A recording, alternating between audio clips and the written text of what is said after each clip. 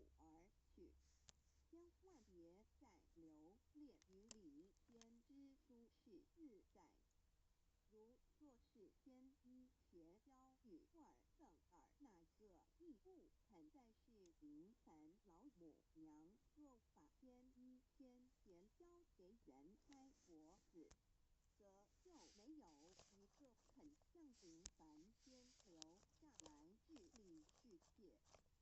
何树枝和树叶遮残地冷饿了吃中国子，可饮清泉到了凡间。若天氣寒冷，就折些樹葉，將成盤坡道停運，讓荷蘭超